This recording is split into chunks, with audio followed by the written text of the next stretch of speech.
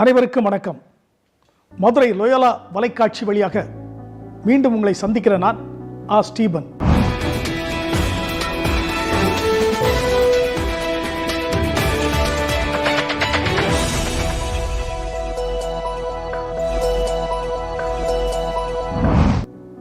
தமிழ் திரையுலகின் தலைமகன், மறைக்கப்பட்ட ஒரு தமிழனின் வரலாறு என்றும், சாமிக்கண்ணு வின்சென்ட் தான் தமிழ் சினிமாவின் முதல் பக்கம் என்றும் இந்த தொடரின் 4வது பதிவிலே குறிப்பிட்டிருந்தேன்.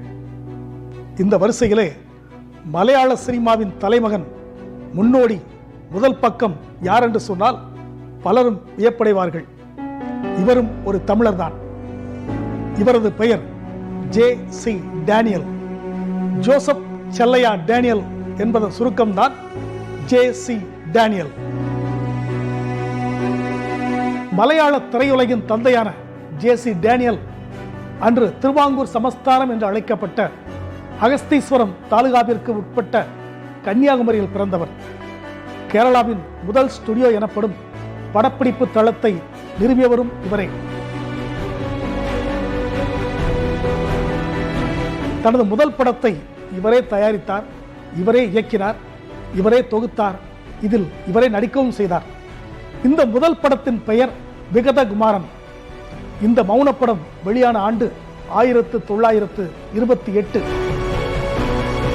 இந்த முதல் படத்திலேயே மிகப்பெரிய புரட்சியை நிகழ்த்தி இருக்கிறார் டேனியல். அது என்ன தெரியுமா? பெண்கள் சினிமாவில் நடிக்கக்கூடாது என்ற நடைமுறை இருந்து வந்த காலத்தில் ஒரு பெண்ணை முதலாக கதாநாயகியாக நடிக்க வைத்தார். அதுவும் அன்றைய சமூகத்தின் கடைநிலையில் இருந்த ஒரு தலித் பெண்ணை கதாநாயகியாக நடிக்க வைத்தார். அதுவும் நாயர் குலத்தை சார்ந்த பெண்ணாக கதாபாத்திரம் ஏற்க வைத்தார். அந்த நடிகையின் பெயர் பி.கே. ரோசி. இவர்தான் மலையாள சினிமாவின் முதல் கதாநாயகி.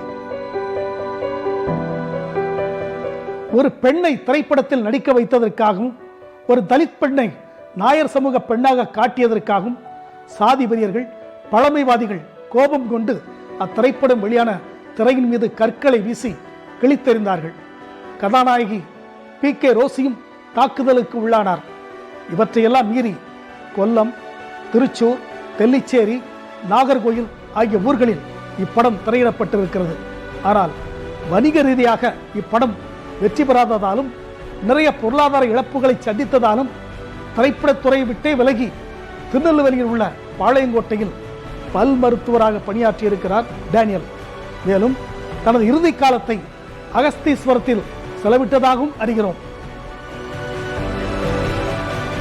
இவரது மறைவுக்கு பிறகு இந்த வரலாறு பல வகைகளில் இருட்டடிப்பு செய்யப்பட்டாலும், இதை ஆய்வு செய்து முதலாக வெளிக்கொணர்ந்தவர் கேரளாவை சார்ந்த எழுத்தாளர் செலங்காட்டு கோபாலகிருஷ்ணன்.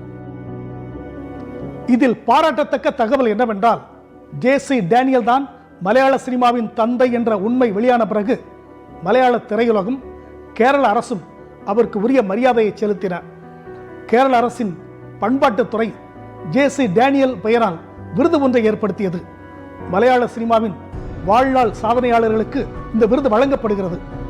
இவற்றிற்கெல்லாம் உச்சமாக டேனியலின் வாழ்க்கை வரலாற்றை சித்தரித்து செல்லுலாய்டு என்ற பெயரில் 2013ஆம் ஆண்டு ஒரு திரைப்படத்தை மலையாள சினிமா வெளியிட்டது. இது அவருக்கு செலுத்தப்பட்ட மிகப்பெரிய கௌரவம்.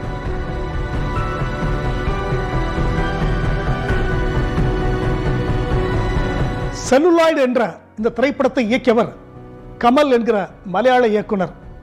டேனியல் கதாபாத்திரம் ஏற்று நடித்தவர் நடிகர் பிருத்திவிராஜ். இந்த திரைப்படம் தமிழிலே மொழிமாற்றம் செய்யப்பட்டு ஜே.சி. டேனியல் என்ற பெயரிலேயே 2014ஆம் ஆண்டு வெளியானது. உங்களுக்கு நினைவிருக்கிறதா? நண்பர்களே, அறிவியல் துறையாக இருந்தாலும், ஊடகத்துறையாக இருந்தாலும் முன்னோடிகளின் வரலாறு மறைக்கப்படலாம், மறக்கப்படலாம். ஆனால் அதை நினைவுபடுத்த வேண்டியது நமது கடமை.